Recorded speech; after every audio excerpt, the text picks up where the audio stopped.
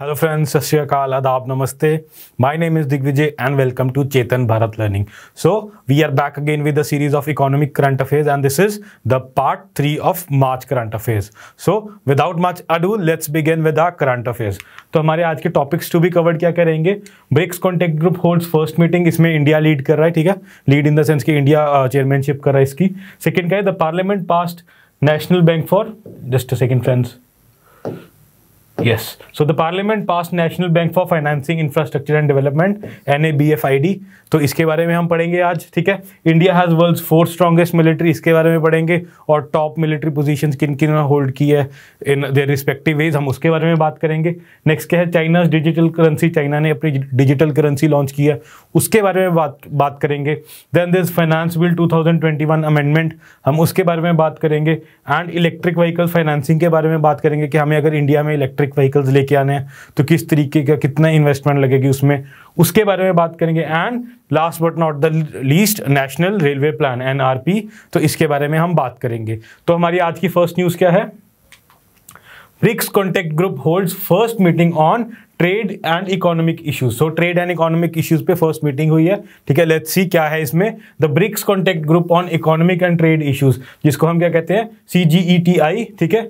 इसकी short form याद रख लेना, CGETI, और इसका फुल फॉर्म क्या है? Contact group on economic and trade issues, ठीक है. Held it's first meeting under the chairmanship of India from March 9 to March 11, 2021. तो अगर क्वेश्चन आता है ब्रिक्स CGETI की किसने चेयरमैनशिप की थी, तो इंडिया ने की थी, ठीक है. तो ये मत भूलना ये क्वेश्चन, क्योंकि अब इंडिया टॉप पे आ चुका है या इंडिया का नाम इसमें चेयरमैनशिप में है, तो ये डायरेक्टली क्वेश्चन बनता है कि लीडरशिप किसके अंडर थी या चेयरमैनशिप किसके अंडर थी. तो आंसर आप याद रख लीजिएगा, आंसर है इंडिया, ठीक है. CGETI ब्रिक्स इंडिया, ठीक है. सो नेक्स्ट पॉइंट क्या है हमारा? The theme. अब थीम भी हमारे एग्जाम पॉइंट ऑफ व्यू से इंपॉर्टेंट होता है. कई बार वो हमसे चेयरमैनशिप ना पूछ के वो थीम पूछ लेता है कि आज का थीम क्या है. तो थीम इसका रहेगा BRICS @15 intra BRICS cooperating for continuity consolidation and consensus. Basically क्या है कि एक जोड़ने की बात की है, ठीक है. तो इसको आप याद रखना, 3 C हैं इसमें, कंटिन्यूटी कंसोलिडेशन एंड कंसेंसस. तो 3 C से याद रख लेना कि ट्रिपल C से कि हाँ भी इस थीम में ये चीज़ थी और बात जोड़ने की होती, कंसेंसस और बाकी कंटिन्यूटी वगैरह में, तो आपको याद रह जाएगा, ठीक है. बट थीम याद कर लेना, अगर वैसे नहीं याद हो रहा तो रट्टा ही मार लेना, बट थीम याद कर लेना, ठीक है. उसके बाद क्या है? The BRICS member nations appreciated the activities planned by India, very good, being relevant and timely in the current context. तो इन्होंने इंडिया के जो टाइमली जो हम काम कर रहे हैं उसको अप्रिशिएट किया है, ठीक है. They also express their support for working together on various initiatives that have been proposed by India. तो इंडिया ने कुछ इनिशिएटिव्स प्रपोज किए थे, उन्होंने उसको भी बैकअप किया है, ठीक है. हमारी अगला क्या है इसमें? BRICS CGETI under India chairmanship, ठीक है. लेट्स सी इसमें क्या कंटेंट है. India presented a calendar of events for BRICS CGETI 2021. तो हमने बताया कि ऐसे ऐसे इवेंट्स अकर करेंगे, ठीक है, under its chairmanship, which included the priority areas for, किसको हमने priority for schedule deliverables and scope of MSME round table conference workshop on the service statistics and BRICS trade fair. तो हमने सर्विसेज और बाकी जो चीज़ें रिलेटेड है उसके बारे में हमने बात की और हमने कैलेंडर इनको दे दिया है कि अब हम ऐसे ऐसे इन चीज़ों को क्रोनोलॉजिकली ऐसे फॉलो करेंगे, ठीक है. प्रपोज डिलीवरेबल्स क्या है, हमने क्या क्या करना है इसमें, ठीक है. Action plan based on document strategy for the BRICS economic partnership 2021. तो इसका एक्शन प्लान क्या है डिलीवरेबल के, कैसे करेंगे 2021-25 का ब्रिक्स इकोनॉमिक जो है हमारा partnership. It was adopted during Russia presidency in 2020. तो रशिया की प्रेसिडेंसी में 2020 में हमने इसको अडॉप्ट किया था कि 2025 में ये इवेंट करेंगे. ब्रिक्स कोऑपरेशन, और क्या डिलीवरेबल है हमारे पास? BRICS cooperation on the multilateral trading system included cooperation for TRIPS waiver proposal of WTO. तो वर्ल्ड ट्रेड ऑर्गेनाइजेशन से भी जो हमने करना था वो भी इंक्लूडेड है इसमें, ठीक है. Framework for the protection of consumers on e-commerce, तो ये भी हमारे डिलीवरेबल्स रहेंगे, ठीक है. उसके बाद क्या है? Non tariff measure resolution mechanism, ठीक है. जो नॉन टैरिफ हमारा कॉस्ट इंक्लूड होती है उसके बारे में हम बात करेंगे. The working mechanism of sanitary and phytosanitary, इसके बारे में हम बात करेंगे. नेक्स्ट क्या है? Cooperation framework for genetic resources protection and traditional knowledge. तो जेनेटिक रिसोर्सेज के ऊपर भी हम काम करेंगे, वो भी वन ऑफ द डिलीवरेबल्स रहेगा. And BRICS framework on the cooperation in professional services. तो प्रोफेशनल सर्विसेज जो ये ब्रिक्स की बाकी कंट्रीज हैं मिलके कैसे करेंगी, ये भी उसमें हमारे डिलीवरेबल्स में इंक्लूडेड रहेगा, ठीक है। हमारी नेक्स्ट न्यूज़ क्या है? The parliament passed national bank for financing infrastructure and development bill NABFID, ठीक है। तो ये अभी रिसेंटली बिल पास हुआ है, इसके बारे में बात करते हैं। Bill seek to set up NABFID, ठीक है, ये याद रख लेना आप। इसकी फुल फॉर्म क्या है? National bank for financing infrastructure and development, ठीक है।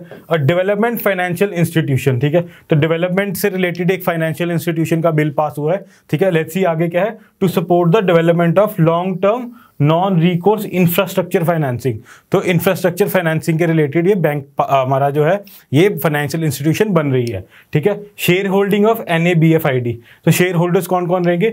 NABFID will be set up as a corporate body with authorized share capital of 1 lakh crore rupees held by central government. कौन कौन अभी इसको होल्ड करेगा? सेंट्रल गवर्नमेंट करेगी, multilateral institution, sovereign wealth funds, pension funds, insurance and financial institution etcetera, मतलब कि इस category में इसमें शेयर होल्डर्स रहेंगे, ठीक है। इनिशियली क्या होगा कि जो 100% शेयर होगा वो सेंट्रल गवर्नमेंट का होगा और धीरे धीरे क्या करेगी? डिसइन्वेस्ट करेगी। So let's see, initially central government will own 100% shares of the institution which may subsequently be reduced up to 26% once the institution have achieve stability and scale. तो उसमें कहेगा अगर जैसे जैसे इंस्टीट्यूट बढ़ता रहेगा, जैसे जैसे लोग जुड़ते रहेंगे, तो गवर्नमेंट डिसइन्वेस्टमेंट करके अपना जो है जो इसने 100% शेयर से लेके उसने लास्ट में 26% तक आ जाना है। तो धीरे धीरे अपने शेयर बेचती रहेगी एंड जो बाकी फाइनेंशियल इंस्टीट्यूशन है जिनके बारे में हमने यहाँ बात की है, ठीक है, जो मल्टीलेटरल बॉडीज़ हैं और बाकी जो चीज़ें हैं वो इसको जैसे जैसे परचेज करते रहेंगे, गवर्नमेंट डिसइन्वेस्ट करके 26% पे आके रुक जाएगी, ठीक है। तो जैसे जैसे अब जैसे इंस्टीट्यूट ये अब बनाया इन्होंने, ठीक है, फाइनेंशियल इंस्टीट्यूशन, तो इसकी वैल्यू बढ़ती रहेगी, बाय द टाइम इसके शेयर की वैल्यू भी बढ़ती रहेगी। तो गवर्नमेंट उतना डिसइन्वेस्ट करके एंड एट द एंड ये एक पार्टनरशिप या एक मल्टी ऑर्गेनाइजेशन जो होगी, इसमें शेयर होल्डर्स रहेंगे इसमें, ठीक है। Moving on to the next क्या है? सोर्स ऑफ फंड्स कहाँ से आएंगे इसके लिए, ठीक है। तो NBFID में raise money in the form of loans or otherwise both in Indian rupees and foreign currencies on the issue sale of various financial instruments including bond and debentures। तो bond debentures बेच के हम loan लेंगे, ठीक है, कुछ पैसा हम बाहर से भी ले सकते हैं, तो उससे इनके फंड्स जनरेट होंगे, ठीक है। उसके बाद क्या है? NBFID में borrow money from central government, scheduled commercial banks, RBI, mutual funds, multilateral institution such as World Bank and ADB, ठीक है। तो अब आपने ADB का मुझे अब हेडक्वार्टर्स बताने, ADB के हेडक्वार्टर्स का है, ठीक है। तो you guys are supporting well, ठीक है, आपकी इंटरेक्शन बहुत अच्छी हो रही है, आप नीचे कमेंट भी कर रहे हो। तो ADB के अब आपने मुझे हेडक्वार्टर्स बताने हैं कि कहाँ पे है, ठीक है। तो ये वाली जो इंस्टीट्यूशन है ये इसमें सपोर्ट कर रही है, ठीक है, ये इनसे भी लोन लेके अपना जो है फंड जनरेट कर सकते हैं। मैनेजमेंट, ठीक है, NBFID will be governed bye a board of directors and chairperson appointed by the central government in consultation with RBI। Basically कौन अपॉइंट करेगा? गवर्नमेंट ही करेगा। कंसल्ट किससे करेंगे? ये कंसल्ट करेंगे RBI से, ठीक है। तो एक बोर्ड बनेगा, ठीक है, उसमें एक चेयरमैन होगा, बाकी मेंबर्स होंगे, ठीक है। और अपॉइंट कौन करेगा? सेंट्रल गवर्नमेंट करेगी इन कंसल्टेशन विद RBI। तो उनसे भी, because it is a financial institution, तो RBI की इन्वॉल्वमेंट भी इसमें जरूरी है, ठीक है। मूविंग ऑन, आगे क्या है? A body constituted by the central government will recommend candidates for the post of managing director and deputy managing directors, ठीक है। जैसे कि मैंने आपको बताया सेंट्रल गवर्नमेंट ही करेगी, तो एक बॉडी अपॉइंट करेगी जो आगे इनको इनकी रिकमेंडेशन देगी, ठीक है। The board will appoint independent director based on the recommendation of an internal committee. तो इंटरनल कमिटी के रिकमेंडेशन पे इंडिपेंडेंट मेंबर्स करेंगे, तो जो कि मतलब जैसे इनकी कमिटी बैठी है, उन्होंने चूज किया कि जो कैपेबल पर्सन है, जिनका कोई एक एक्सपीरियंस ट्रैक रिकॉर्ड रहा है अच्छा, तो उनको ये नॉमिनेट करके फिर वो लोग इसको रन करेंगे, ठीक है। Moving on to the next news. India has world's 4th strongest military finds military direct study. तो किसने की है? मिलिट्री डायरेक्ट स्टडी ने बताया है कि इंडिया की 4th स्ट्रॉन्गेस्ट आर्मी या मिलिट्री है। Let's C, the study calculated ultimate military strength index. तो इसका इंडेक्स का नाम क्या है? Ultimate military strength index. नाम इंपॉर्टेंट रख लेना। इसमें इंडिया का स्कोर क्या है? इंडिया 4th पोजीशन पे आया है। After taking into consideration various factors including budgets, number of inactive and active military person, तो इन्होंने क्या क्या इसको मतलब डायमेंशंस लिए हैं। इन्होंने बजट देखा है, इंडिया कितना स्पेंड करता है, हमारे एक्टिव मिलिट्री पर्सन कितने हैं और नॉन एक्टिव कितने हैं, ठीक है, इनएक्टिव कितने हैं। तो उस हिसाब से इन्होंने अपने डायमेंशंस को कैलकुलेट करके, इनको सब चीज़ों को कंसिडर करके कैलकुलेट करके इंडिया को रेटिंग दी है, ठीक है। चाइना हैज़, अब ये फिगर्स हैं, ये फैक्चुअल इन्फॉर्मेशन है, ये आप याद रख लेना, ठीक है। एक तो नाम याद रख देना, अल्टीमेट मिलिट्री स्ट्रेंथ इंडेक्स, ठीक है। करी किसने है? मिलिट्री डायरेक्ट स्टडी ने ये करी है, ठीक है। उसके बाद क्या है? नंबर 1 पे क्या है, China has the strongest military force in the world while India stands at number 4 according to study released by defence website military direct. तो नंबर 1 पे कौन है, ठीक है, एंड इन्होंने किसको पीछे छोड़ दिया, इन्होंने छोड़ दिया यूएसए को। और नंबर 1 पे कौन है, नंबर 1 पे चाइना है। पहले किसी टाइम पे यूएस थी बट अब चाइना है। The USA despite there enormous military budget comes in second place with 74 points. तो यूएस कितनी पोजीशन पे आ रही है, सेकंड पोजीशन पे आ रही है।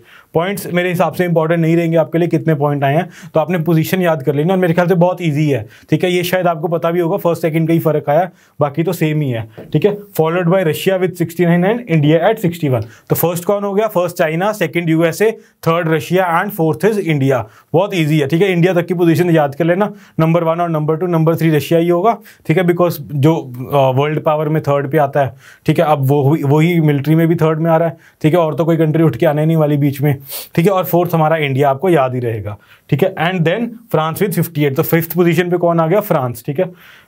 The UK just about makes the top 10 coming in the 9th place with a score of 43। तो मसा UK टॉप 10 में आया है, ठीक है। इनकी वैसे भी शांत जो है ये ज़्यादा इन्वॉल्व नहीं रहते, इनको बेनिफिट्स भी काफ़ी रहते हैं यूरोप में। और यूरोप इतना देखा जाए तो मिलिट्री के पॉइंट ऑफ व्यू से इतना एक्टिव भी नहीं है जितना कि यूएस और रशिया है। एंड चाइना भी अब मिलिट्री के लिए बहुत ज़्यादा एक्सपेंडिचर कर रहा है अपना, एंड बिकॉज इनकी लोकल टेक्नोलॉजी है तो इनको उसका भी बेनिफिट हो जाता है, ठीक है। The study said ultimate military strength index was calculated after taking into account considering various factors including budget, number of active inactive military personnel, total air, sea, land and nuclear resources, average salaries and weight of equipment। तो इन्होंने सारे चीज़ें कि हमारे land, air और जो land, air, water में जो हमारे नेवी वगैरह के जितने हमारे रिसोर्सेज है उनको भी इन्होंने कैलकुलेट करके ये रेटिंग दी है, ठीक है।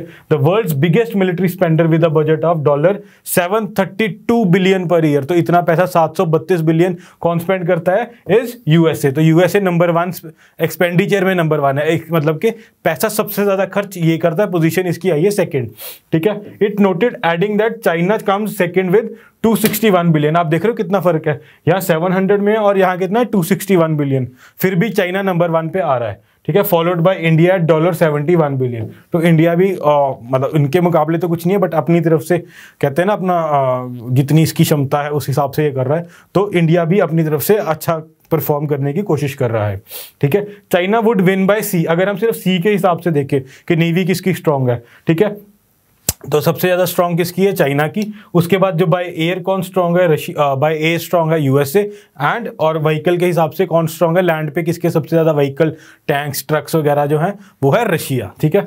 India USA wins in an aerial war with 14,141 total airships versus USA with 4682 and China with 3587। तो यहाँ 14,000 है एंड सेकंड फिगर जो आ रही है 4,000, मतलब 10,000 अहेड है यूएस के जितने भी एरियल वॉरशिप्स वगैरह हैं, ठीक है।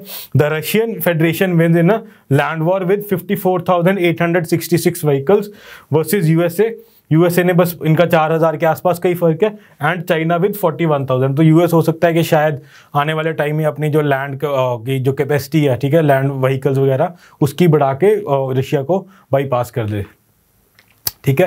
And USA wins in aerial war with 14,000, ये हम कर ही चुके हैं, ठीक है। The Russian federation wins on land war with this much vehicles and China wins in sea with 406 ships. Russia के कितने पास है, रशिया के पास है 278 एंड यूएस और इंडिया के पास ऑलमोस्ट सेम नंबर है 202 का, ठीक है। तो आपने याद रख लिया, ठीक है। सबसे पहली पोजीशन किसकी है, चाइना की अगर ओवरऑल इंडेक्स में देखा जाए, सेकंड यूएसए की, थर्ड रशिया की एंड फोर्थ इंडिया की, ठीक है। बाकी आपको मैंने बता दिया लैंड में कौन है, सी में कौन है एंड एयर में कौन है, ठीक है। Moving on to the next news. China ने अपनी एक डिजिटल करेंसी लॉन्च की है ऑन अ ट्रायल बेसिस, उसके बारे में हम बात करते हैं, ठीक है। The China has floated its own central bank backed digital currency named ECNY। तो ई छोटा है, CNY चाइना से उठाया इन्होंने, selected cities on a trial basis, ठीक है। और डिजिटल करेंसी क्या होती है, डिजिटल करेंसी अगर चाइना ने लॉन्च किया, जिनको नहीं पता वो देख ले। Digital currency is a form of currency that is available only in digital or electronic form and not in physical form. तो कैश की तरह नहीं होती कि आप खर्च दो, तो इलेक्ट्रॉनिकली या डिजिटली आपके पास होती है। जैसे हम कहते हैं ना हमारे बैंक में इतने पैसे पड़े हैं, हम जीपे कर रहे हैं, तो उतना एक बैलेंस क्रिएट हो जाता है, ठीक है। It is also called digital money, electronic money and electronic currency, cyber cash. तो इसके अलग अलग नाम दे दिए। बेसिकली आपको आइडिया लग गया होगा कि डिजिटल करेंसी होती क्या है, ठीक है। Countries from Sudan to Bahamas are experimenting with digital currency on some level, yet no major power is as far along as China. तो चाइना ने फर्स्ट टाइम ट्राई किया, बाकी छोटी मोटी कंट्रीज कर रही थी, but because China has done it तो ये इंपॉर्टेंट हो जाती है। The development can be seen on the following lines, ठीक है। While the Chinese government has not officially introduced the currency, namely ECNY, नाम याद रख लेना, E छोटा है, CNY बड़ा है। Nation wide trial has been started at a large scale, तो पूरी कंट्री में नहीं इन्होंने किया, इन्होंने एक ट्रायल सिटीज में अपना ये जो अपनी करेंसी है डिजिटल करेंसी इसको लॉन्च किया है, ठीक है। The ECNY successful, it will give the central bank new powers including novel types of monetary policy to help economy grow. Basically यह उनका जो RBI है, उनका जो सेंट्रल गवर्नमेंट है, उसको एक तरह से और एक कैपेबिलिटी मिलेगी टू बूस्ट इट्स इकोनॉमी। तो इकोनॉमी भी बूस्ट करने के लिए ये डिजिटल करेंसी जो है उनकी हेल्प करेगी, ऐसा वो लोग सोच रहे हैं। एंड अभी इसको ट्रायल बेसिस पे ही चलाया है इसीलिए, ठीक है। Some economist have stated that China's digital currency would also make it easier for the renminbi to compete with the US dollar as a global currency because it can move internationally with fewer barriers, ठीक है। तो basically क्या है कि अगर digital currency है तो उसके बैरियर्स भी लिमिटेड होंगे, ठीक है, जैसे एक्सेस उसका करना वर्ल्ड वाइड ईजी रहेगा। एंड सेकंड क्या है, because it is a digital currency, तो अब जो चाइना की करेंसी है रेमनेबी, ठीक है, उसका और US डॉलर का, ठीक है, उसमें अब कॉम्पिटिशन तो है ही है, बिकॉज इनका इकोनॉमिकली, और हमने लास्ट उसमें न्यूज़ में भी देखा मिलिट्री वाइज भी कॉम्पिटिशन है, तो इन्होंने एक इकोनॉमिकली भी उनके साथ कॉम्पिटिशन करने के लिए ये सोचा है कि हम शायद थोड़े टाइम में US डॉलर के बराबर अपना करेंसी का यूज लेके आके एक स्ट्रॉन्ग इकोनॉमी बनेंगे, ठीक है। नेक्स्ट क्या है, in this context the right to issue and control digital currency could become a new battlefield of competition between sovereign states, ठीक है। जैसे कि इन्होंने बताया कि जैसे कि कंपटीशन तो है ही है इनका, ठीक है, जो प्राइमरी मेजर सॉवरेन स्टेट्स हैं, जो बड़ी बड़ी कंट्रीज हैं, ठीक है। इंडिया भी ऑलमोस्ट बड़ी कंट्रीज है, बट अभी हम इन चीज़ों में नहीं, हम इंटरनली थोड़ा सा स्ट्रगल कर रहे हैं, ठीक है। तो इन्होंने क्या कि ये एक तरह से एक नई डायमेंशन इंट्रोड्यूस हो गया, एक नया एक एरिया ऑफ वॉर इंट्रोड्यूस हो गया कि अपने आप को बड़ा दिखाना, अपनी करेंसी को बड़ा दिखाना। तो उसमें आने वाले टाइम में हो सकता है कि इनके बीच में भी एक स्ट्रॉन्ग कंपटीशन हो जाए कि कौन अपनी करेंसी को स्ट्रॉन्ग है या किसकी करेंसी ज़्यादा वर्ल्ड वाइड एप्लीकेबल है, ठीक है। तो एक तरह से एक न्यू डायमेंशन या एक ट्रेड का न्यू गेट ओपन हो गया जिसमें ये लोग अब कंपीट करेंगे, ठीक है। आगे देखते हैं, द फाइनेंस बिल 2021 में अमेंडमेंट आई है, इसके बारे में बात करते हैं। The finance bill 2021 proposed an amendment to the regulation relating to capital gain tax. तो कैपिटल गेन टैक्स को रिलेटेड इन्होंने अमेंडमेंट किया। लेट्स सी क्या अमेंडमेंट की है, ठीक है। The amendment imposes CGT on any assets or shares received by a partner of a company when she retires। तो अगर किसी को कोई शेयर मिलते हैं, अगर किसी कंपनी के रिटायर होता है या वो अपनी कंपनी बेचता है या कुछ होता है, तो उसको जो अपनी कंपनी का शेयर होता है, ठीक है, उसको पैसा पर्सनली मिलता है, तो उस पर उसको कैपिटल गेन टैक्स लगेगा, ठीक है। The guideline also clarified, capital gain tax में आगे जाके आपको बताऊंगा होता क्या है, ठीक है। The guideline also clarified that where a partner receives any money or other asset at the time of dissolution or reconstitution of the firm association, the profit or gains that arise shall be charge under capital gain tax. So अगर 2-3 partner है, उसमें एक partner अगर जाता भी है, ठीक है, फॉर एग्जाम्पल समझा रहा हूँ, तो उसको एक कंपनी का हिस्सा मिल जाता है, यार इतना शेयर डाला था, ये तेरी कैपिटल है। सपोज उसने 50 रुपये लगाए थे किसी टाइम पे, तो अब जो टोटल शेयर है कंपनी का 300 हो गया, तो उसको कितना मिलेगा, 1/3 के हिसाब से उसको मिलेगा 100 रुपया, ठीक है। तो उसका कैपिटल गेन कितना हो गया, 50 उसने लगाए थे, सपोज 50 उसने लगाए थे, तो अगर हम मोटा मोटा देखें मेंटेनेंस को हटा के 50 लगाए थे, मिल कितने रहे, 100, ठीक है। तो कैपिटल गेन टैक्स किस पे लगेगा, 50 रुपये में, ठीक है। तो वो इन्होंने कहा कि उस पर भी लगेगा, ठीक है। फर्दर क्या है, the tax will be levied on notional gain, that is the gain realise from the difference between the fair market value and the actual cost. तो फेयर मार्केट वैल्यू क्या होगी, उसकी सेलिंग प्राइस, ठीक है। For example एक और चीज लेते हैं, जैसे एक इंसान है, ठीक है, किसी ने एक प्रॉपर्टी को ले लेते हैं, नॉर्मली हम उससे एसोसिएट करते हैं, किसी ने एक प्रॉपर्टी या एक फैक्ट्री रन की या एक बिजनेस खोला, उसने बिजनेस खोलने में इनिशियल कैपिटल लगाई उसने 100 रुपये, ठीक है, और उसके 100 रुपये लगाने के बाद उसने मेंटेनेंस पे ओवर द टाइम उसने मेंटेनेंस पे 100 रुपया और खर्च किया ओवर द टाइम, तो उसका टोटल कितना हो गया, 200 रुपया, ठीक है। आज की डेट में वो उसको बेच रहा है 400 रुपये में, ठीक है। तो 400 रुपये में उसको बेच रहा है, उसका टोटल मनी कितना लगा है, मनी लगा उसका 200 रुपया, मेंटेनेंस होगी, सैलरीज होगी, सबको मिला के उसका 200 रुपया लगा है। तो बाय द टाइम उसकी एक वैल्यू अप्रिशिएट हो गई और उसको मिल रहा है उसका 400 रुपया। तो अब उसका कैपिटल गेन किस पे लगेगा, जो उसकी फेयर मार्केट वैल्यू है, ठीक है, अब 400 रुपये है, ठीक है, एंड उसकी एक्चुअल कॉस्ट कितनी है, 200 रुपये। तो 400 माइनस 200 कितना बना, 200, और 200 पे उसको कैपिटल गेन टैक्स लगेगा। So this is capital gain tax, ठीक है, राइट। आगे क्या है, इलेक्ट्रिक व्हीकल फाइनेंसिंग, इसके बारे में बात करते हैं। ठीक है, आई होप आपको जो CGT का कंसेप्ट है वो क्लियर हो गया होगा। ठीक है, आगे क्या है, Niti Aayog and Rocky Mountain Institute India and independent non profit organisation release the new report mobilising electric vehicle financing in India. तो इन्होंने एक रिपोर्ट निकाली है mobilising electric vehicle financing in India के हिसाब से। किन किन ने, नीति आयोग ने और रॉकी माउंटेन इंस्टीट्यूट। ठीक है, तो नीति आयोग और रॉकी माउंटेन ने किसके रिलेटेड न्यूज निकाली है, financing electric vehicles in India. ठीक है, report highlights that India's transition to electric vehicles will require a total capital investment of $266 billion. तो हमारी जो ट्रांजिशन की इन्होंने लगाया कि 266 बिलियन लगेंगे लोगों को इलेक्ट्रिक व्हीकल की फाइनेंसिंग करने में। ठीक है, in the EVs charging infrastructure and batteries. Basically क्या है कि अगर हम फाइनेंस करेंगे या जिनकी इतनी रिक्वायरमेंट लगेगी, इसमें व्हीकल फाइनेंसिंग, जो उनके स्टेशन है, जैसे पहले पेट्रोल पंप चलते थे, आप क्या चलेंगे, अब चार्जिंग स्टेशन चलेंगे, एंड बैटरीज वगैरह जो लगेंगे व्हीकल में, उसकी कॉस्टिंग के लिए। तो इन्होंने टोटल अमाउंट बता दी है। The EV financing industry will use a market size of $50 billion by 2030।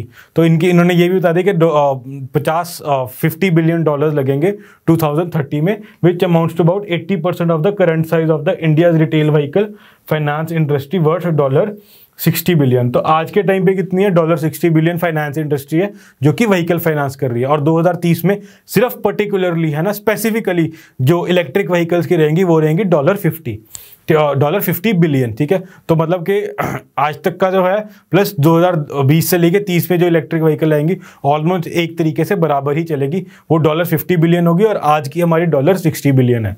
ठीक है, आगे गए नेशनल रेलवे प्लान। ठीक है, तो नेशनल रेलवे NRP एक आया है, इसके बारे में बात करते हैं। National railway plan aims to increase model share of railways in freight to 45%। किन्होंने कहा है, ये मिनिस्टर ने कहा है, किसके, रेलवे मिनिस्टर पीयूष गोयल ने कहा है कि हमारा जो लेवल है, जो नेशनल रेल प्लान का जो इनका है, increase the rail in freight to 45%। Freight क्या हो गया, जो हम सामान इधर से उधर लेके जाते हैं, जो कैरियर करते हैं, या जो कैरेज होती है, जैसे ट्रक्स में शिपिंग में सामान जाता है, हम शिपिंग नॉर्मली कहते हैं या हम कुरियर करते हैं, तो उसमें जो ओवरऑल जितनी डायमेंशंस काम करिए, ट्रक हो गया या बाकी चीज़ें होगी, आपका ट्रांसपोर्ट जो भी तरीके से हो रहा है, उसमें अब रेलवे के थ्रू जो ट्रांसपोर्ट होगा वो ये 45% तक लाना चाहते हैं। मतलब बाकी जो अदर मीन्स हैं वो 55% पे काम करेंगे ओवरऑल। ठीक है, मेजर शेयर जितनी भी ट्रांसपोर्टेशन होगी वो सारी रेलवे के थ्रू करना चाहते हैं।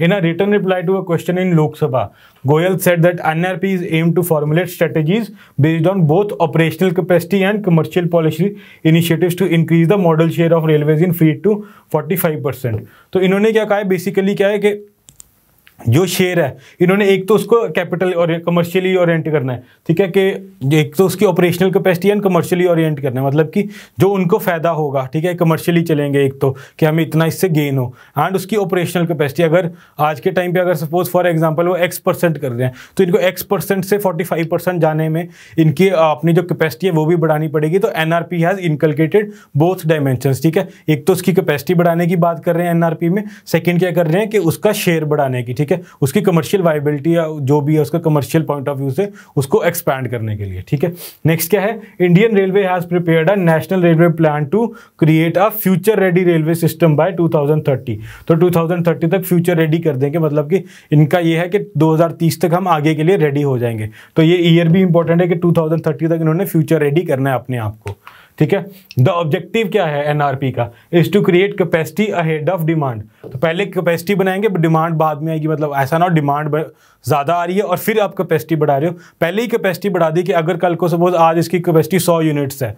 ठीक है, और आगे इसको एंटीसिपेट हो रहा है कि आने वाले 2030 में फॉर एग्जांपल मेरी 500 यूनिट की डिमांड होगी, तो ये पहले ही अपनी कैपेसिटी बढ़ा के रख रहा है so that it can meet the demand. ठीक है, ये नहीं कि जब 2030 से 500 यूनिट की डिमांड आएगी तब हम कैपेसिटी बढ़ाएंगे, नहीं, ये पहले ही अपनी कैपेसिटी बढ़ाएंगे। ठीक है, which in turn would also cater to future growth in demand right up to 2050 and also increase the model share of railways to 45% in free traffic and to continue and sustain it. तो इन्होंने basically increase की बात किया जो हमने last slide में discuss किया था। The draft plan has been put up in the public domain that is also being circulated amongst the stakeholder for comments. तो इन्होंने लोगों के भी कमेंट मांगे हैं कि भी आप इस पॉलिसी में क्या क्या सजेस्ट करते हो, क्या क्या होना चाहिए। ठीक है, ठीक है friends, that was all for the day. Thank you for being with us. तो जो मैंने आपसे पूछा था अपनी स्लाइड में, ठीक है, NDB का जो हमारा ऑफिस है, हेडक्वार्टर्स कहाँ पे है, वो प्लीज़ आप कमेंट कर दीजिएगा। ठीक है, thank you friends, thank you for being with us, thank you.